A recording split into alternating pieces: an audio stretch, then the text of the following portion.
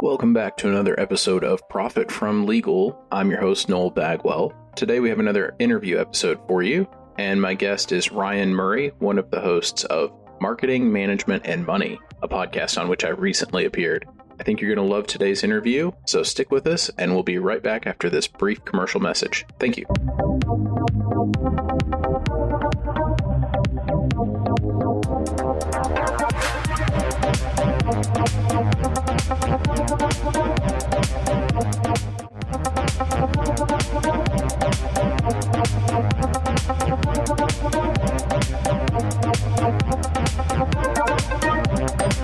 Hey everyone, welcome back to the Profit from Legal podcast. Today on the show, we're going to be talking to Ryan Murray. He's one of the hosts of the podcast Marketing, Management, and Money.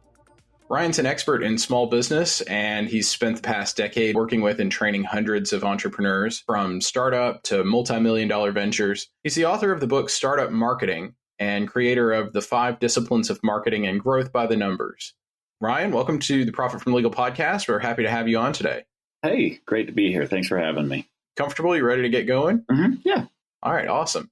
First question is, why is prioritizing what you call the 3 pillars of small business success essential for small to medium business owners and decision makers? So this kind of goes back to when I first got into working with small businesses, small, medium businesses.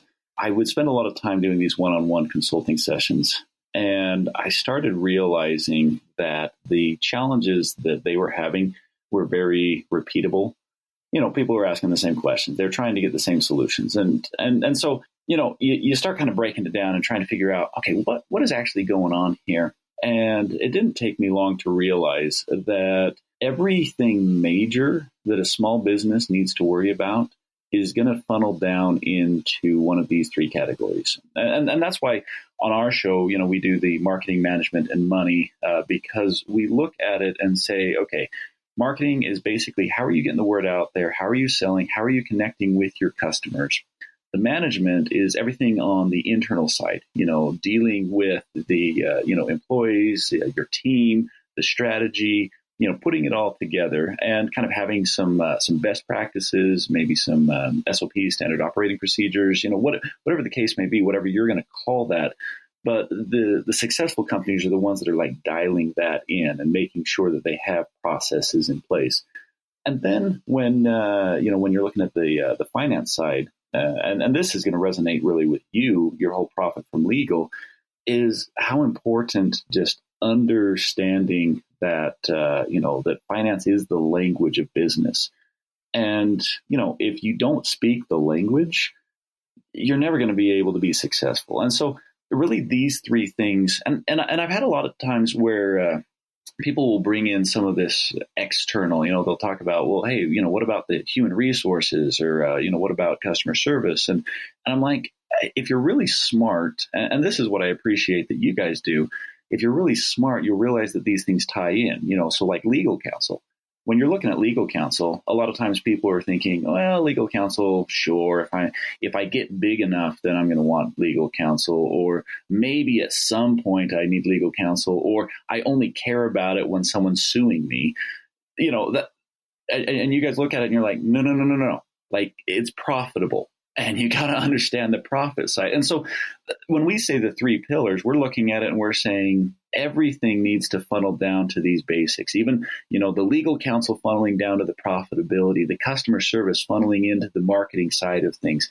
You know, these things really matter. And so we just simplified it down into 3 pillars. And we said, if you have this strong foundation, that's the foundation for success. That's what you need to make sure that you're going to have a business that's going to thrive for years, decades, and beyond. Those are really great insights. I say a similar thing when I'm doing public speaking sometimes for entrepreneurs, and I boil it down to 2 things, really. Maybe I'm just overly simplistic here, but I tell people there's what you do, and then there's the business of what you do. There's working in your business, and there's working on your business. You can be a technician, or you can be a strategist. And sometimes people are good at both, but I find that that's pretty rare, wouldn't you say? Oh, absolutely. In fact, that's one thing that I'm glad you pointed it out. You know, when we talk about these 3 pillars of success, you're not going to be an expert in all 3. And so if you're the guy who's, you're making the widget, you're selling the widget, and you're, accounting for all of the inventory on the widget, it's time to get some support. It's time to get a little bit of help because, you might be solid in one, maybe two, but no one should be producing the show, directing the show, and being the lead in the show at the same time and selling tickets at the front door. That's just not good business. It's really hard to replicate yourself that way in a sustainable pattern because you can maybe do a little bit of that, or you may be able to do all of those things with the benefits of technology and automation that we have these days for a short period of time. But the length of time that you can do that is necessarily limited by your energy and your focus and all of that. It's very, very difficult to maintain that for more than maybe a couple weeks, I would say, for most people. If you do that for a sustained period of time, you're just going to burn out. Yeah. Or the other thing that I see happen is you're just going to cap your growth. Because there are people who, they're like, oh, I've been doing this for 3 years. And I'm like, yeah, but you're not going anywhere. Right. You're just you can tread water for a long time, but it takes a lot of energy and support to swim in a sustained, like if you want to swim the English Channel, right, you're going to need some help. Right. Doing that completely solo without any kind of backup is stupid. Right. So it's the same thing in business, I think. Really great insights. Well, when it comes to handling marketing, management, and money in one's professional life, either as an entrepreneur or like an executive in a small to medium business, what's the biggest mistake that you see these types of folks making? What's the number one mistake?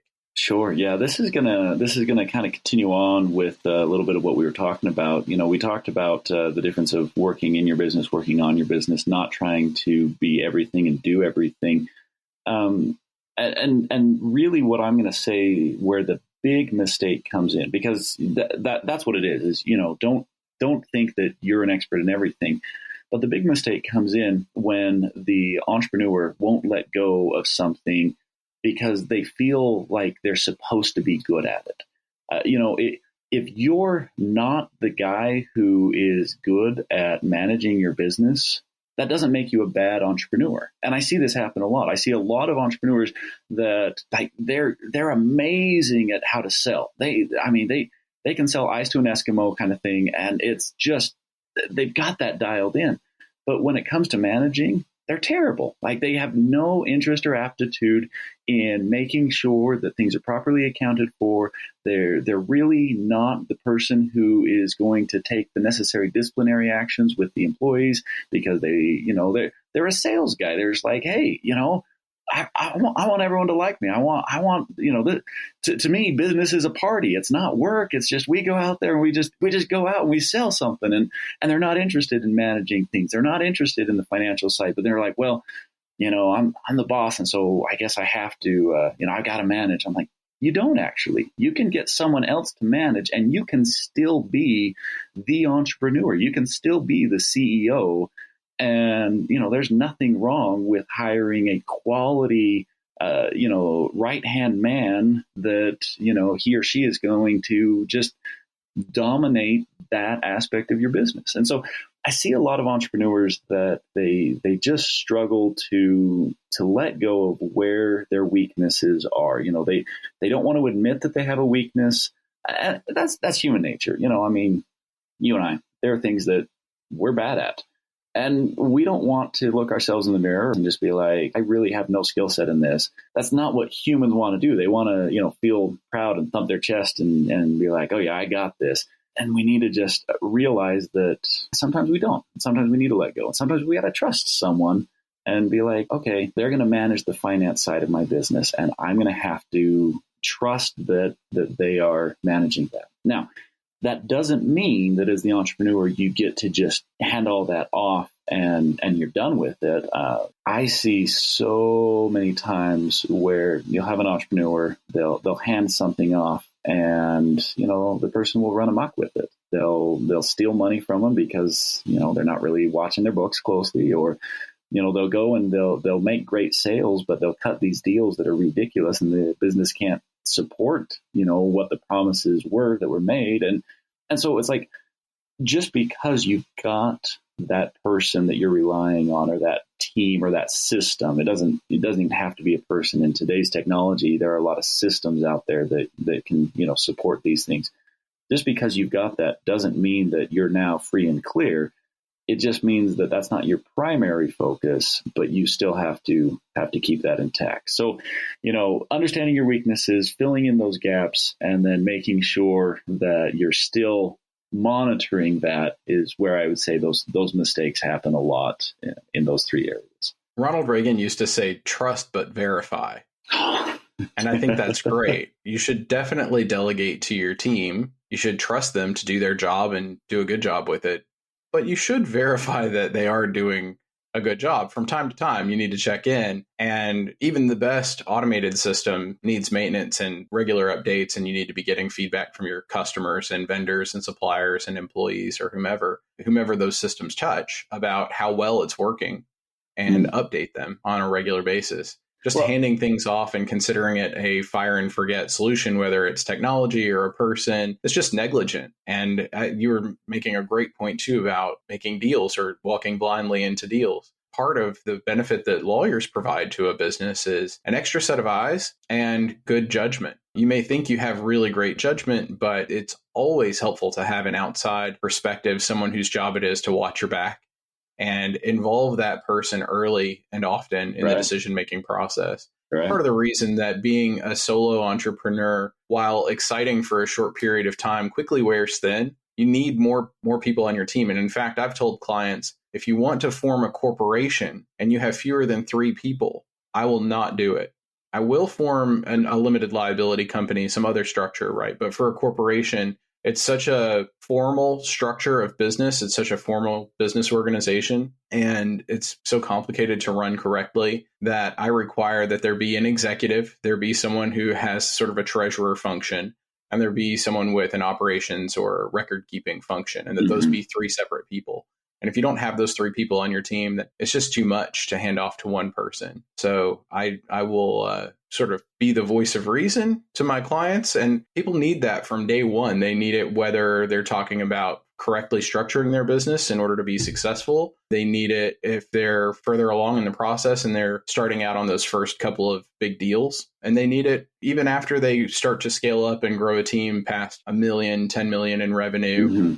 And really start to get big and do things that really are going to determine the long-term health of the business. Yeah, you need more people than just like one guy at the top, even if there's one person who is that key face of the business, the Steve Jobs, as it were, of your business. Sure.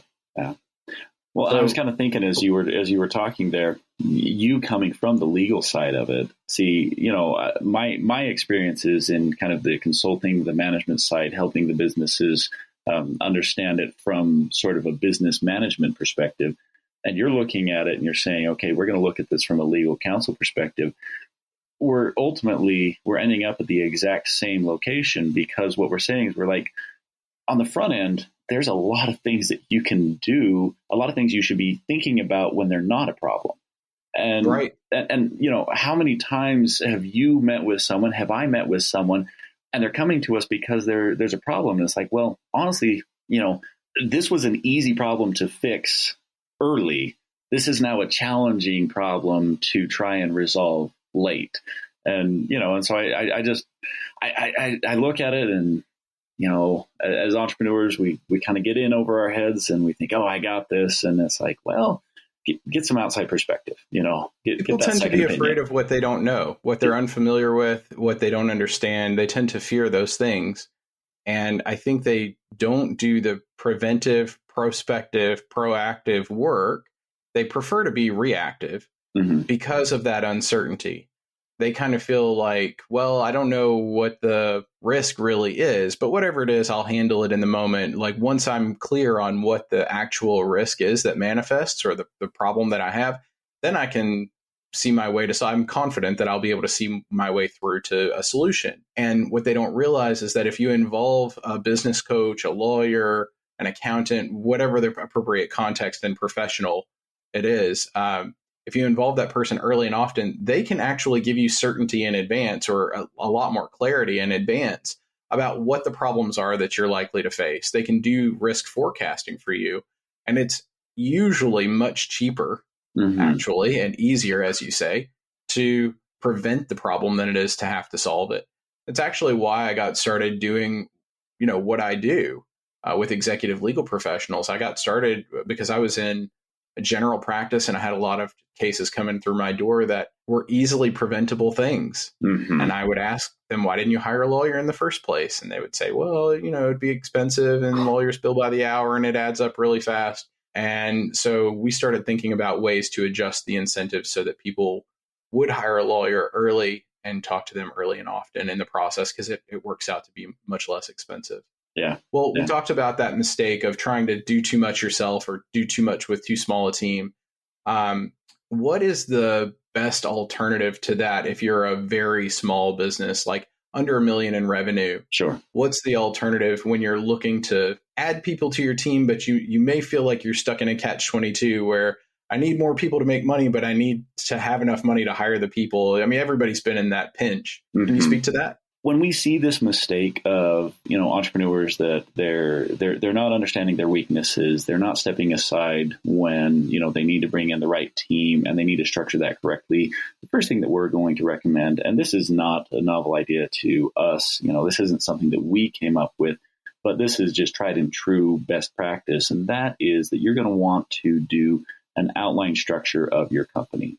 And a lot of times people think that this is something that a big company should do, where it's like, well, I've got a management team, and so I'm going to go ahead and outline what the management team would do. And waiting until you are that size is a mistake. You need to get on this, even if you're a solopreneur. You mentioned under $1 million in revenue. You need to outline all of the necessary functions in your organization, and so you're going to look at this org chart and you're going to say, okay, you were talking about the, kind of that executive, treasury, and operations role.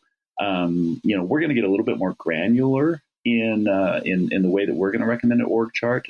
So you still are going to have kind of that top level spot, that CEO, president spot.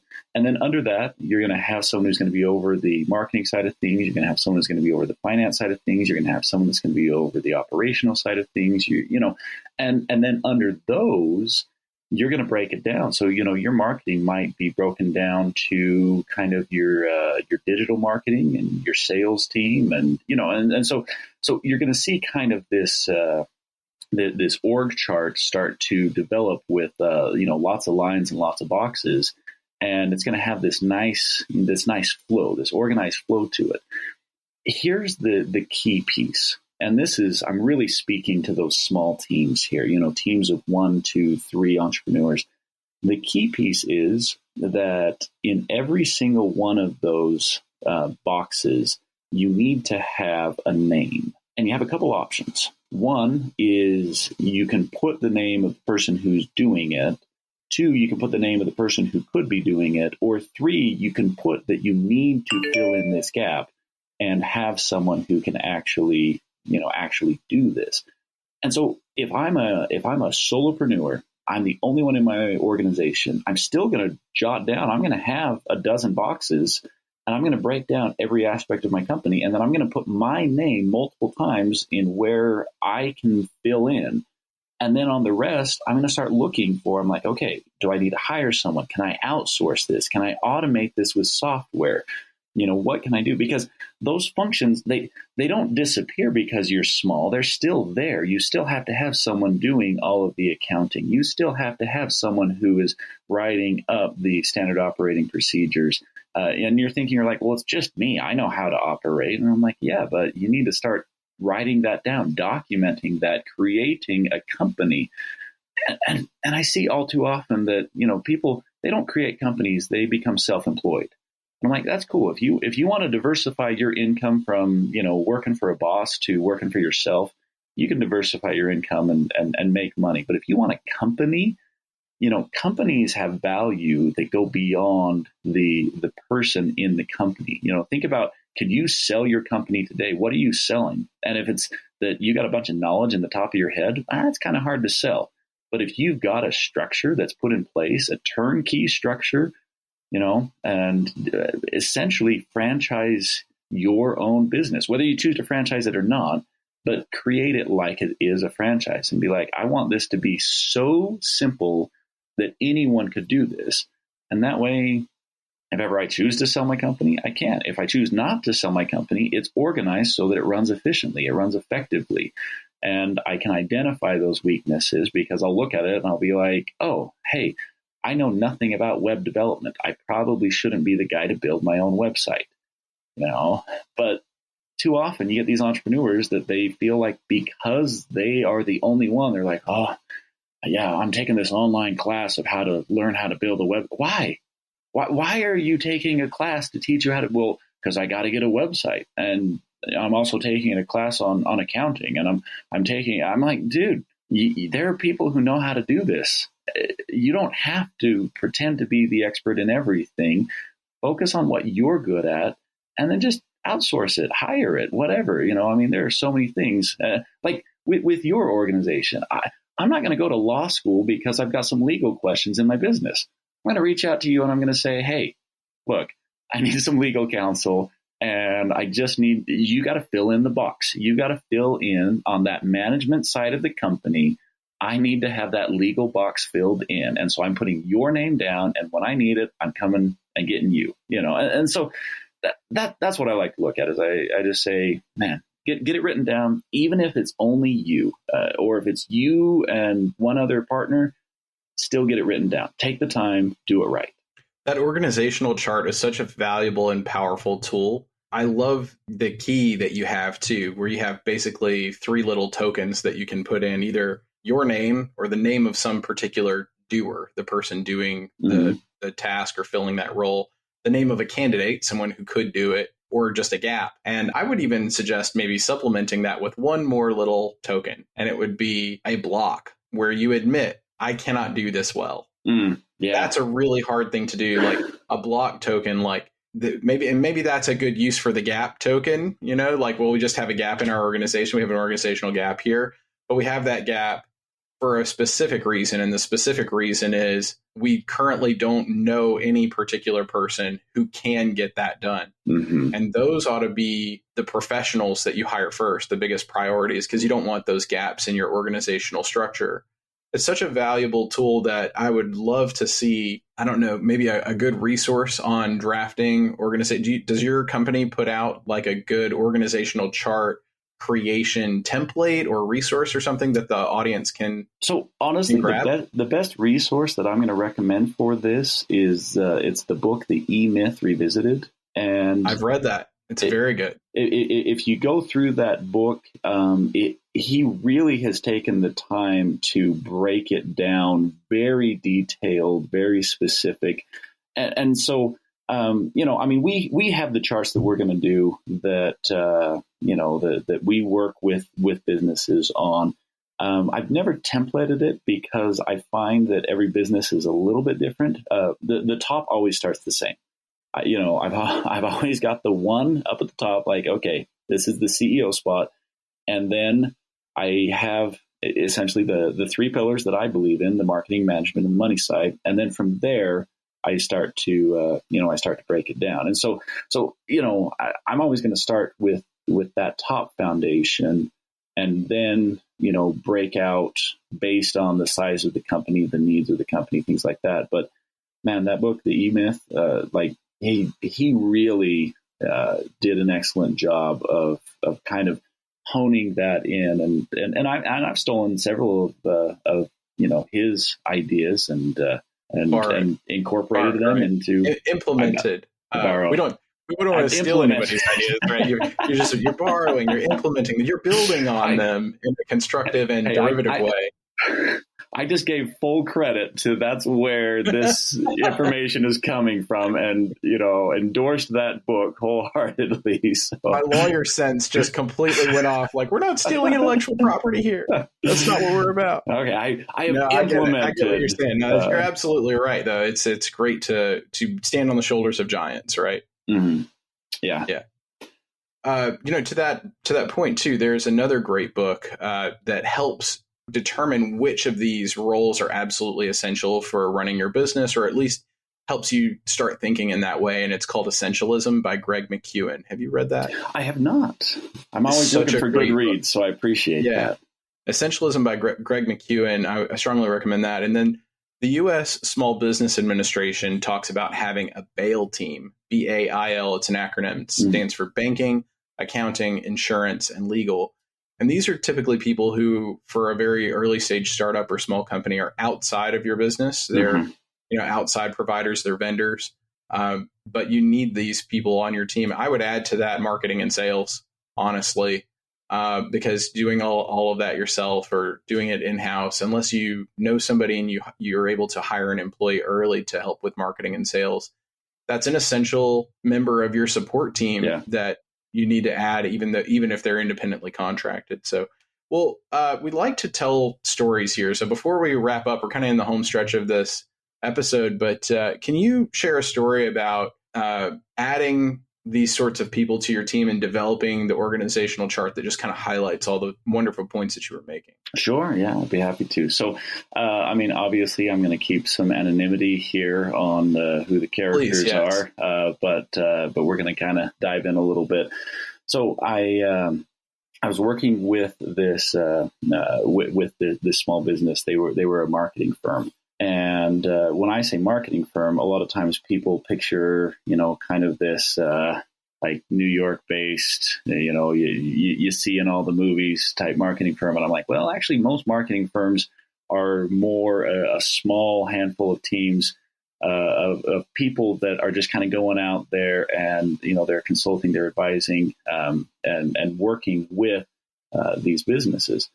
And so anyway, so I'm sitting here and I'm talking to this the lead on this marketing team, and she was expressing some struggle that she was having on the financial side of things, and like so many businesses, she had implemented QuickBooks, but really wasn't it wasn't doing her any good. She's sitting here and she's trying to shove a square peg into a round hole, and I'm talking to her and I'm just like, so you're a service-based business, right? Like, yeah. I'm like, so why are you looking at inventory practices and you're treating your cash flow like you're a product company, not a service company, and I mean those are two very different scenarios when it comes to the cash flow side of things. And I'm like, you have healthy cash flow, right? Yes. But you have poor financial organization. Yes. I'm like, that's because you're mixing those up. And she had never taken the time. She had just assumed that she's like, well, okay, all I need to do is just, plug in QuickBooks and, and we basically, we're fairly straightforward. We invoice our clients. We expect, a little bit of a retainer up front and then upon completion, then we do the final invoice. And it's pretty straightforward. And she was adding too much complexity into her business, and it was causing a lot of confusion. And so I just sat down with her and I said, okay, this is what we're going to do. Just tell me exactly, you've been at this for several years. And so, she started her firm, about 3 years ago at the time we were looking at this. And so for 3 years, she was just more or less flying blind on the financial side of the business. And I'm like, okay, for 3 years, what you need to do. I'm like, let's just map out all of the ways that you interact with your customers. Tell me how you invoice them, what's the process, down payments, whatever you do. I want you to just map that out. So she went and she mapped that out. I'm just like, okay, boom. Now tell me where the gaps are. Where is it confusing and where is it not? And by just doing that simple, and this is kind of a subset of that org chart because we just focused only on the financial side of it. But really, by just breaking down the actions that she went through.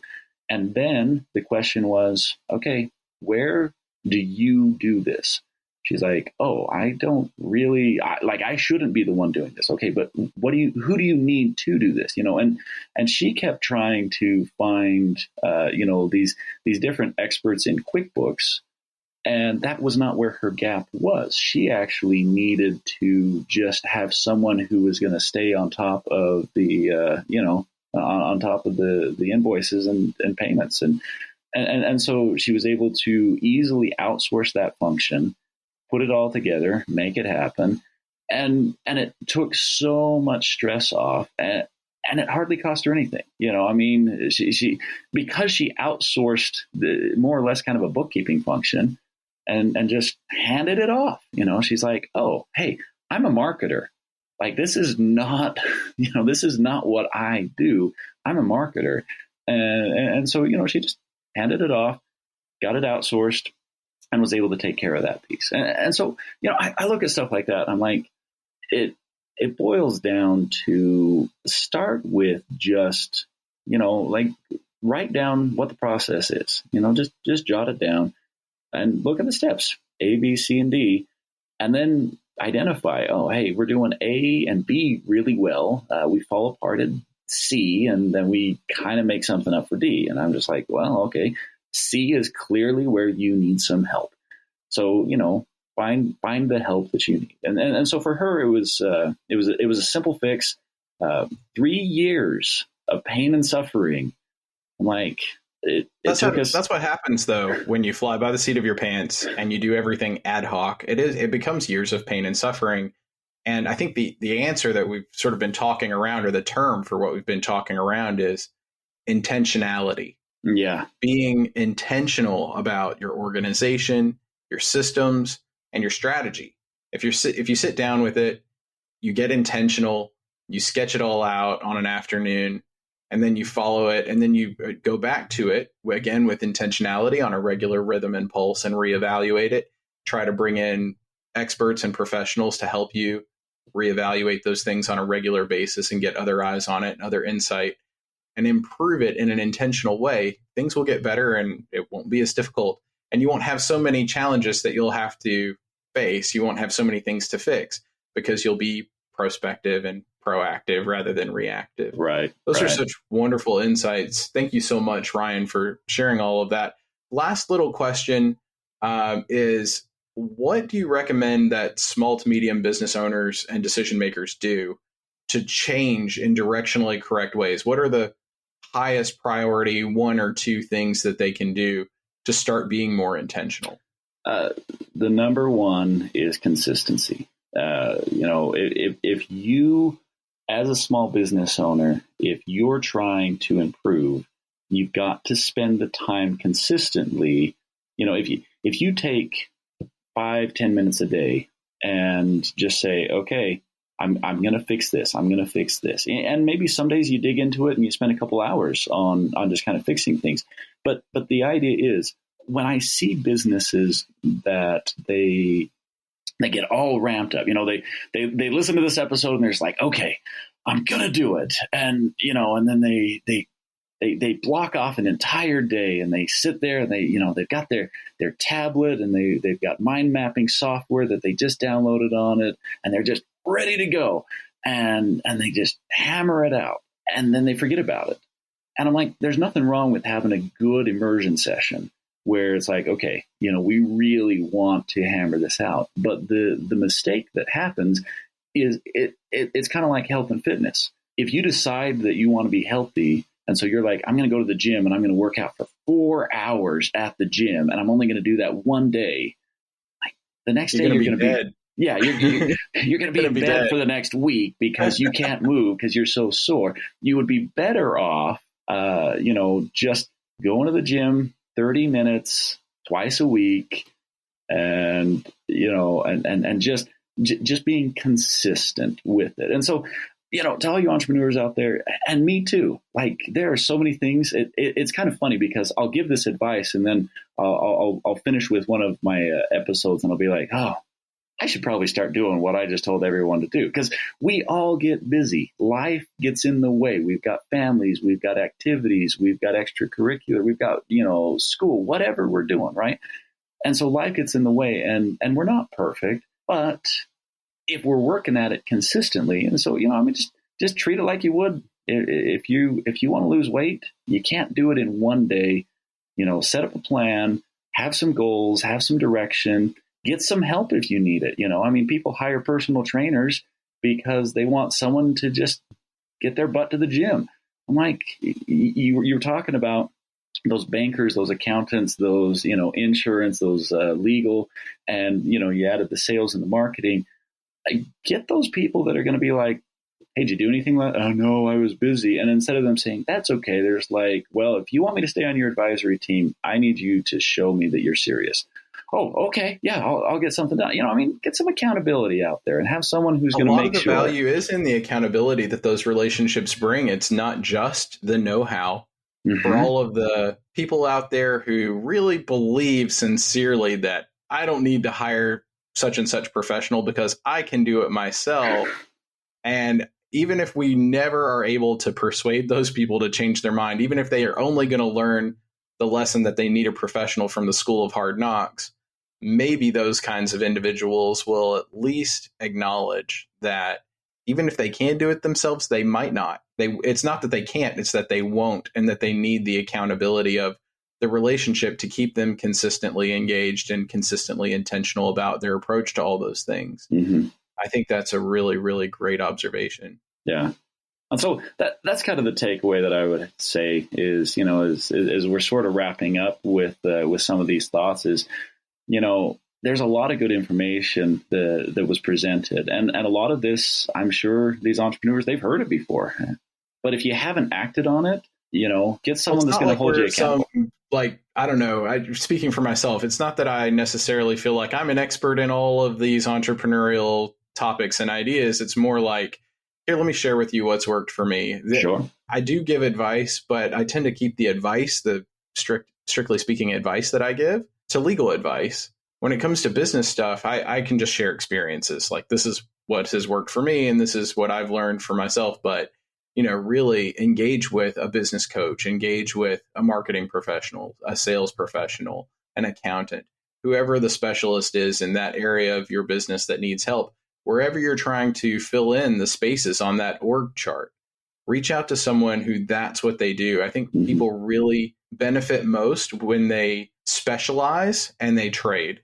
Do what you do really, really well, and then just focus on that one thing and trade with other people. Let them do what they do really, really well. That way, everyone on your team is a high-performing person. If you try to do it all, you're going to cut some corners on cost initially or whatever. But like you observed earlier, you're just going to tread water. You're going to stay in the same place. You're going to cap your growth. You're not going to go very far because you're only able to go a millimeter in a million different directions rather than picking one direction and going as far as you can with it and letting other people on your team do the same. Yeah.